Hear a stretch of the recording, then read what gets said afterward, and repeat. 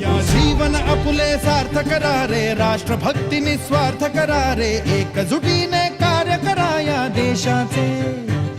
या साथी बना अनसाथ करा रे, मातृभूमी ही आज पुकारे, जागृत होऊन कंकण बांधू दिवस रात्र झटण्याचे। मातेच्या पायाशी हे अर्पण प्राण